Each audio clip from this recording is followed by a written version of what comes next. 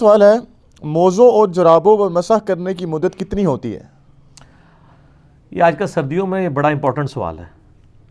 موزوں اور جرابوں کے اوپر مسح کرنے کی مدت مسافر کے لیے الگ ہے اور مقیم کے لیے الگ ہے۔ جو مقیم ہے نا، جو یعنی رہائشی ہے کسی علاقے کا، تو اس کو صحیح مسلم کے اندر حدیث ہے، اوپر تلے 4 حدیث ہیں، 639 640 41 42۔ سیدہ عائشہ کے پاس ایک تابعی آتا ہے اور کہتا ہے کہ بتائیں کہ نبی علیہ السلام نے موزوں کے اوپر مسح کی مدت کیا مقرر کی تھی؟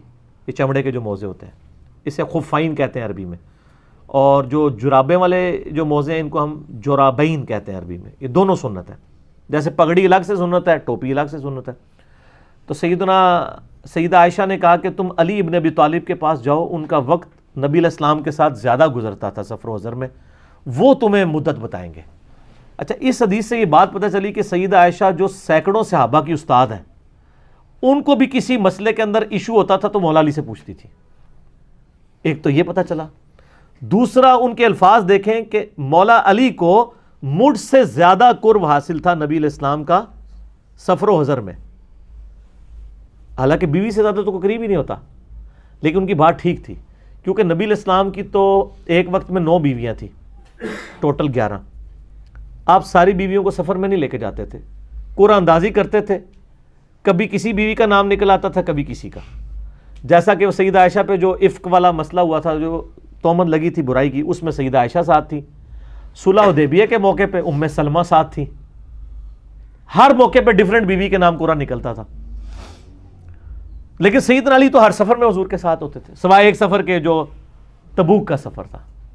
بخاری مسلم میں آتا ہے تو رو پڑے، آپ فرمایا تو اس پہ خوش نہیں ہے کہ تیری میرے ساتھ وہی نسبت ہے جو ہارون کی موسیٰ کے ساتھ، مگر میرے بعد کوئی نبی نہیں۔ یعنی موسیٰ علیہ السلام اپنا سکسیسر چھوڑ کے گئے تھے اس وقت کے لیے سیدنا ہارون علیہ السلام کو، تو میں اپنی امت پہ، عورتوں اور بچوں پہ تمہیں چھوڑ کے جا رہا ہوں۔ تو سیدنا علی سے جب پوچھا اس تابعی نے، تو انہوں نے فرمایا کہ نبی علیہ السلام نے مسافر کے لیے 3 دن اور 3 رات یعنی 72 گھنٹے، اور مقیم کے لیے 1 دن اور 1 رات یعنی 24 گھنٹے تک ایک دفعہ وضو کر کے آپ یعنی موزے پہن لیں تو مسح کی اجازت مرحمت فرما دی ہے۔ یعنی آپ نے فجر کا وضو کیا، اس میں تو آپ نے وضو میں پاؤں دھوئے ہیں نا، تو یہ تو نکل گیا بیچ میں سے، جرابیں یا موزے پہن لیے، اب آپ زور میں بھی مسح کر سکتے ہیں، عصر میں بھی، مغرب میں بھی، عشاء میں بھی، اور اگلے دن کی فجر میں بھی کر سکتے ہیں، کیونکہ یہ والی فجر تو دھو کے آپ نے پڑھی تھی نا۔ پریکٹیکلی تو 24 گھنٹے کیسے پورے ہوں گے؟ یعنی وہ 5 نمازوں تک ہے کہ زور، عصر، مغرب، عشاء اور اگلی فجر۔ ہاں، فجر کے بعد آپ پھر موزے اتار کے آپ کو، اگر آپ مقیم ہیں، اگر آپ مسافر ہیں، پھر 3 دن 3 رات تک اگر آپ نے اس دوران وضو کرنے کے بعد موزے یا جرابیں نہیں اتاری تو آپ نماز کے لیے مسح کر سکتے ہیں، اور اس کا بڑا آسان طریقہ ابو داؤد میں ہے۔ یہ ہر لوگ اپنے انداز سے بھی مسح کر رہے ہوتے ہیں۔ مسح کا طریقہ یہ ہے کہ جیسے آپ سر کے مسح کے لیے پانی دیتے ہیں نا، تو دائیں ہاتھ میں آپ جرابوں یا موزوں کے مسح کے لیے پانی لیں گے، بائیں ہاتھ پہ اسے گرائیں گے، اور ہاتھ کو یوں کریں گے کہ یہ قطرے سارے ٹپک جائیں، صرف تری رہ جائے۔ سر پہ بھی صرف تری ملنی ہوتی ہے، سر دھونا نہیں ہوتا۔ جب تری رہ جائے نا، تو دایاں جو پاؤں ہیں اس کے اوپر والے حصے کا دائیں ہاتھ سے مسح یوں کرنا ہے، پیرلل میں دونوں، اور بائیں سے بائیں کا۔ بعض اس کے لیے لادہ گیلا کر کے دونوں ہاتھ پہلے ادھر پھیرتے ہیں، پھر ادھر پھیرتے ہیں، نیچے سے بھی اوپر سے بھی۔ وہ تو سیدنا علی کا قول ہے نا ابو داؤد میں کہ اگر دین صرف عقل کی بنیاد پہ ہوتا تو پاؤں کے تلوے کا مسح کیا جاتا، لیکن شریعت حکم کے اوپر چلتی ہے، اس لیے حکم ہمیں یہ ہے کہ اوپر والے حصے کا آپ نے مسح کرنا ہے، دائیں سے دائیں کا، بائیں سے بائیں کا۔ تو یہ سنت ہے، اور یہ تو خفین کی حدیثیں ہیں تو بخاری مسلم میں موجود ہے۔ صحیح مسلم میں ایک حدیث ہے، حضرت مغیرہ ابن شعبہ رضی اللہ تعالیٰ عنہ کہتے ہیں کہ غزوہ تبوک میں نبی علیہ السلام کے ساتھ تھا، ایک موقع پہ میں نے آپ کو وضو کروایا، تو جب میں آپ صلی اللہ علیہ وسلم نے ایک کرتا پہنا ہوا تھا جس کی آستین بڑی تنگ تھی، یعنی ایسے اوپر نہیں ہو سکتی تھی، تو آپ نے اپنی وہ کرتا اتارا یوں کر کے، اور یہاں سے نا یہ بٹن کھول کے یہاں سے بازو نکال کے نا تو وہ دھوئے، اور پھر یہاں پہ بھی یہ بعض کا لوگوں کا تنگ ہوتا ہے تو وہ یہاں اتنا ہی دھو لیتے ہیں ایسے کر کے، نہیں سر یہ کونیوں سمیت دھونا ہوتا ہے۔ اور کہتے ہیں جب نبی علیہ السلام کے پاؤں دھونے کی باری آئی تو میں آپ کے موزے اتارنے لگا، تو آپ نے فرمایا کہ اس کو چھوڑ دو، میں نے ان کو پاکی کی حالت میں پہنا تھا، تو آپ نے موزوں کے اوپر یوں مسح کیا۔ یہ مسلم شریف میں حدیث ہے۔ تو مشکات کی پہلی جلد میں یہ ساری حدیث آپ کو مل جائیں گی۔ اور کہتے ہیں اس کے بعد جب ہم وضو کر کے نماز کے لیے پہنچے تو آگے صحابہ کرام نے پہلی جماعت کھڑی کی ہوئی تھی، کیونکہ نبی علیہ السلام استنجا اور وضو میں لیٹ ہو گئے تھے. صحابہ کرام یہ سمجھے کہ بھئی نماز ہماری عصر کی نماز تھی، قضا نہ ہو جائے، تو مشورہ کر کے انہوں نے عبد الرحمن بن عوف کو مصلی پہ آگے کر دیا. عبد الرحمن بن عوف جو ہے وہ نماز پڑھانا شروع ہو گئے. ایک رکعت ہو گئی، نبی علیہ السلام آ گئے. صحیح مسلم شریف کی حدیث ہے. تو نبی صلی اللہ علیہ وآلہ وسلم کی آمد کی جب صحابہ کو اندازہ ہوا تو انہوں نے نا تصفیق کرنا شروع کر دی، یوں ایسے، یعنی اشارہ کرنا شروع کر دیا تالی کی آواز سے پتہ چل جائے. حالانکہ بخاری مسلم میں حدیث ہے کہ یہ تصفیق عورتیں کریں گی کیونکہ عورت کی آواز کا پردہ ہے، مردوں نے سبحان اللہ کہہ کے امام کو غلطی پر اطلاع دینی ہے. تو عبد الرحمن بن عوف نے مصلی چھوڑ دیا نا، نبی علیہ السلام نے فرمایا کہ اپنے مصلی پہ ہی رہو، اشارہ کیا، وہ نماز پڑھاتے رہے. اس طرح کا واقعہ بخاری مسلم میں حضرت ابوبکر کے لیے آتا ہے. تو ان کو بھی نبی علیہ السلام نے کہا مصلی پہ رہو، لیکن وہ نہیں رہے تھے، وہ پیچھے آ گئے. نبی علیہ السلام پھر مصلی پہ گئے، نماز پڑھائی. بعد میں آپ نے فرمایا تمہیں حکم دیا تھا. تو انہوں نے کہا ابو قحافہ کے بیٹے کی کیا مجال کہ رسول اللہ تشریف لے آئیں اور وہ مصلی پہ کھڑا رہے. پھر ابو بکر تو ابو بکر ہے نا جی، ابو بکر کی جگہ کون لے سکتا ہے. عبد الرحمن بن عوف کو جب نبی علیہ السلام نے اشارہ کیا تو انہوں نے بھی صحیح کام کیا، انہوں نے نبی علیہ السلام کا حکم مان لیا، تو وہ نماز پڑھاتے رہے. نبی علیہ السلام کی ایک رکعت رہ گئی تھی. تو حضرت مغیرہ ابن شعبہ کہتے ہیں جب عبد الرحمن بن عوف نے سلام پھیرا تو میں نے اور نبی علیہ السلام نے کھڑے ہو کے اپنی ایک رکعت کو پورا کیا. یہ پوری، اسی پہ میرا ایک کلپ بھی ہے کہ نبی علیہ السلام نے کس صحابی کے پیچھے نماز پڑھی. دنیا میں ایک ہی شخص ہے جس کے پیچھے نبی علیہ السلام نے نماز پڑھی ہے، بلکہ دنیا نہیں سر، اس کائنات میں ایک ہی شخص ایسا ہے جس کے پیچھے کسی نبی نے نماز پڑھی ہو، اور وہ عبد الرحمن بن عوف ہے رضی اللہ تعالیٰ عنہ.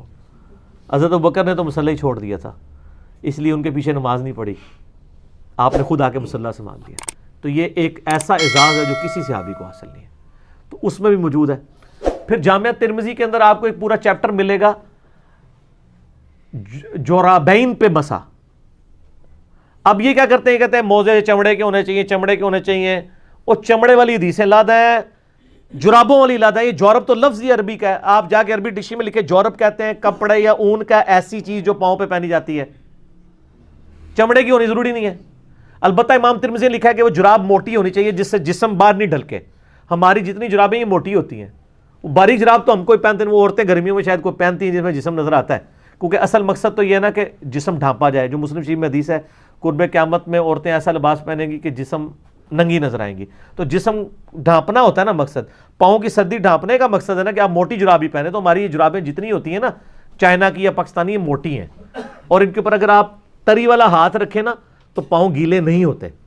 ٹھنڈک ضرور محسوس ہوتی ہے لیکن گیلے نہیں ہوتے ہیں، ٹھیک ہے. اور تری آپ نے وہ بھگو کے نہیں کرنی، میں نے بتایا وہ پوری صرف گیلا ہاتھ رکھنا ہے. اس کی حدیثیں ترمذی میں لادا سے ہیں، اور امام ترمذی نے اس حدیث کو حسن صحیح بھی کہا ہے. اگرچہ ہمارے نزدیک وہ روایت کمزور ہے سفیان ثوری کی تدریس کی وجہ سے، لیکن امام ترمذی اس حدیث کو صحیح سمجھتے ہیں. البتہ ہمارے پاس مصنف ابن ابی شیبہ میں 5 صحابہ سے موجود ہے کہ جرابوں پر مسح پہ اجماع ہے صحابہ کا. اور آپ کو مزے کی بات بتاؤں، یہ حدیث ابو داؤد میں بھی آتی ہے. جو دیوبندیوں کی ابو داؤد ہے نا، اس میں انہوں نے نا لکھ دیا ہے کہ ہم بھی جرابوں پہ مسح کے قائل ہیں، لیکن پبلک کو کہانی وہی کرائی ہوئی ہے کہ بغلوں میں بت رکھ کے آتے تھے، رفع الیدین ہوتا تھا. پبلک کو جرابوں والے کو دیکھ لیں تو کوئی جاہل بندہ بھی ہو کہتا ہے اے نہ تے ہوتے نہیں ہوندا جی مسا، تو اس کو پوچھو بھی کدھر لکھا ہے تو پتہ نہیں، انہوں نے بھی بزرگوں کو نہیں سنا ہے. بزرگ فرماتے ہیں تو بزرگ فرما کے لکھ کے ٹر گئے جے. اور امام ترمذی نے کمال کیا جی. امام ترمذی رحمہ اللہ نے اس کے ساتھ ایک واقعہ لکھا ہے کہ امام ابو حنیفہ رحمہ اللہ جس مرض میں فوت ہوئے، جامعہ ترمذی میں جرابوں والی، امام ترمذی کو پتا تھا کہ جرابوں اور چمڑے کے موزوں کا جو فتنہ ہے وہ امام حنیفہ رحمہ اللہ کی وجہ سے کھڑا ہوا ہے. فتنہ سے مراد عربی والا فتنہ، پنجابی والا نہیں، آزمائش کہ امت میں 2 رائے. تو امام ترمذی نے واقعہ لکھا ہے باقاعدہ کہ امام حنیفہ جس مرض میں فوت ہوئے، مرنے سے 1 ہفتہ پہلے انہوں نے اپنے پاؤں پہ جرابیں چڑھائیں یہی والی، اور پھر ان پہ مسح کیا اور فرمایا کہ میں نے آج وہ کام کیا جو آج سے پہلے کبھی نہیں کیا. یعنی میں قائل ہوتا ہوں اس بات کا کہ چمڑے کے موزوں کے علاوہ ان جرابوں پہ، ان تک حدیثیں بعد میں پہنچی ہوں گی، لیکن جو پچھلے ہیں نا ان تک آج تک بھی ان تک پہنچ کے وہ توبہ بھی کر چکے. یہ کہتے ہیں نہیں حضرت تھوڑا ریویو کرو، ہو سکتا ہے تسی پہلے ٹھیک ہی کیا ہوئے، کیونکہ تسی جو فرما دیتا ہو تو چینج ہو ہی نہیں سکتا. نعوذ باللہ. یہ پروٹوکول تو نبی علیہ السلام کا ہے، ما ضل صاحبکم وما غوا. تمہارے نبی نہ کبھی بہکے ہیں نہ کبھی بیرا چلے ہیں. مصیبت کھڑی کی ہوتی ہے، وہ بیچارے وہ چمڑے کے موزے، اب جو لوگ آفیسز میں کام کرتے ہیں وہ بیچارے کہتے ہیں کہ کیا کریں جناب، ہم ایک نمبر بڑا بوٹ لیں، چمڑے کا موزہ پہننے کے لیے تو آپ کو ایک نمبر بڑا بوٹ لینا چاہیے، ٹھیک ہے جی، بڑی مصیبت انہوں نے لوگوں کے لیے. میرے بھی پاؤں مطلب سردیوں میں خراب ہو جاتے تھے، مجھے تو اللہ کا شکر ہے میں نے تو کلپ بھی آپ یوٹیوب پہ میرا کلپ دیکھیں، جرابوں پر مسح اور امام حنیفہ کا رجوع، اس میں نے باقاعدہ وہ جے پی جیز میں وہ ایچ ڈی کیمرے میں وہ حدیثیں دکھائی ہیں. تو کبھی امام حنیفہ رجوع کر کے فوت ہو چکے، تسی ہن زندہ ہو اللہ دے بندے ہو، تواڈے بزرگ جن کے اوپر آپ کا تکیہ تھا وہ توبہ کر کے فوت ہو چکے ہیں، آپ تو رجوع کرو، لوگوں کو مصیبت میں ڈالا ہوا ہے. اب آفیس میں لوگ جاب کرتے ہیں تو وہ کہتے ہیں اب چمڑے کے موزے لیں تو ایک نمبر بڑا بوٹ لیں گے، پھر گرمیوں میں کیا کریں گے، گرمیوں کے علاوہ بوٹ لیں گے، مصیبت ڈالی ہوئی انہوں نے قوم کو. تو یہ جرابیں لیں جناب، بے فکر ہو کے جرابوں پہ مسح کریں، ٹھیک ہے. اور یہ بہت بڑی سہولت ہے، فجر پڑھ کے پہن لیں، آپ اگلی فجر تک کر سکتے ہیں. لیکن یہ یاد رکھیے گا، وضو کرنے کے بعد وضو ٹوٹنے سے پہلے پہلے جراب یا آپ نے موزہ پہننا ہوگا، ٹھیک ہو گیا. اور جب آپ نے جراب اور موزہ پہن لیا، اب آپ کا وضو ٹوٹ گیا، اب آپ اگلے وضو میں پاؤں نہیں دھوئیں گے بلکہ مسح کریں گے جس طریقے سے میں نے بتایا. لیکن اس دوران جراب یا موزہ اتار نہیں سکتے. ایک بندہ جراب چڑھا لے، اس کے بعد جرابیں اتار دے، جیسے ہی جراب اتاریں گے نا پھر زیرو ہو جائے گا کام، نا پھر نہیں آگے چل سکتا کام، کیونکہ جراب اتارتے ہی نا وہ وضو آپ کا وہ والا وضو گیا جو جراب کے اوپر قائم تھا. اگر آپ نے مسح کیا ہوا ہے نا اس پہ تو جراب اتارتے ہی وہ والا وضو ختم. اب آپ دوبارہ دھوئیں گے. اچھا آپ کو بتاؤں، حنفیوں نے ایک اور مسئلہ نکالا ہوا ہے، ان کے نزدیک یہ ہے کہ آپ جو موزے ہیں نا وہ خالی پاؤں دھو کے بھی پہن سکتے ہیں. پتہ ہے آپ کو؟ سر اسی تے پیتوں ہاں نا، یہ فقہ حنفی کا بنیادی مسئلہ ہے کہ آپ صرف پاؤں دھوئیں، جرابیں پہن لیں، پورا وضو کرنے کی ضرورت نہیں ہے، اور جب وضو آئے تو آپ مسح کر لیں. یہ انہوں نے غلط کرالری کیوں نکالی؟ ان کے نزدیک جو اعضائے وضو کی ترتیب ہے نا، نہ یہ ضروری ہے اور نہ ان کا متواتر ہونا ضروری ہے. وہ کہتے ہیں آپ اگر آدھا گھنٹہ پہلے وضو میں چہرہ دھوئیں، آدھے گھنٹے بعد جا کے کونیے دھوئیں، اس سے آدھے گھنٹے بعد جا کے مسح کریں اور 2 گھنٹے بعد پاؤں دھوئیں، اس دوران آپ کا وضو نہ ٹوٹے تو آپ کا وضو ٹھیک ہے. اور ترتیب میں ویسے تو یہ شیعہ کو کہتے ہیں نا، وہ بھی جھوٹ بولا ہے، شیعہ پہلے پاؤں دھوتے ہیں. شیعہ پاؤں پہلے نہیں دھوتے ہیں، وہ ویسے مٹی صاف کر رہے ہوتے ہیں، وہ بھی چہرے سے ہی وضو شروع کرتے ہیں، پاؤں پہ اینڈ پہ مسح کرتے ہیں. وہ تو میں نے بتایا مصنف ابن ابی شیبہ میں اکرمہ جو تھے ابن عباس کے شاگرد، وہ بھی پاؤں پہ مسح کے قائل تھے. تسی جراباں دے مسح دی گل کر رہے ہو، اسی بغیر جراباں دے بھی مسح دے قائل ہاں، ٹھیک ہے نا جی. تسی جراباں دے موزے نوں پہ روندے ہو.